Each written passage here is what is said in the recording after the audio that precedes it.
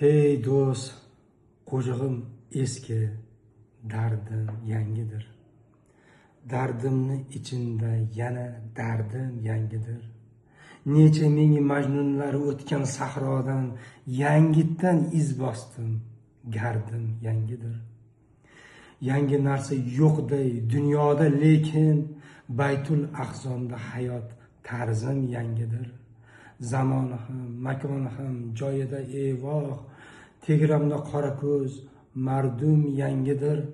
Xoliqi haq oldida oqman, qoraman, anglab anglamadim, farzim yangidir. Oldi berdi qildim farzandlar bilan, ota-onamdan mening qarzim yangidir. Shukr deb tinchgina ko'z yumsam bo'ldi, faqat Allohga mening arzim yangidir. Assalomu alaykum do'stlar. Hozirgi o'qib berganimdek, hamma narsa bizning ko'zimizga yangiday ko'rinadi. Lekin biz o'zi asli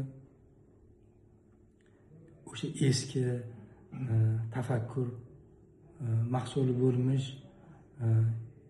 shakllar ichida yashayotgandaymiz.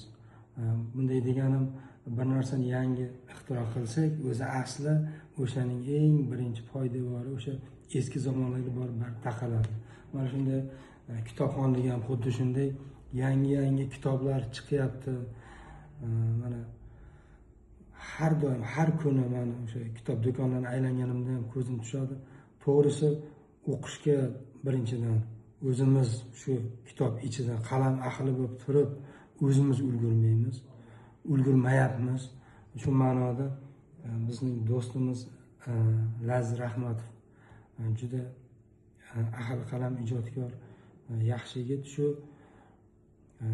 ajoyib kitob chiqaribdi. Mana qo'limda Laziz Rahmatovning Dunyo mamlakatlari degan qomusiy kitob. Qomusiy degani o'zi hamma biladi, o'zi qomusiy degani nima degani.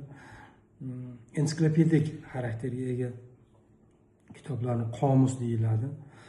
Shu ma'noda dunyo mamlakatlarini qisqacha bo'lgan bilan kitobning o'zini semizligini ko'ryapsiz. Buni ko'chada ko'tarib yurish odamni charchatib ham qo'yadi. Shu oxirgi kitob mazmun mohiyati og'ir emas, o'zi vaznli kitob demoqchiman.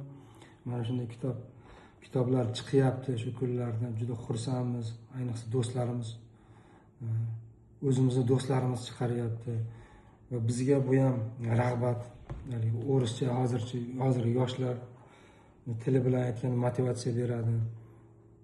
Shu ma'noda o'zbek kitobxonlarini mana shu kitob bilan men tabriklamoqchiman. Rahmat, salomat bo'linglar.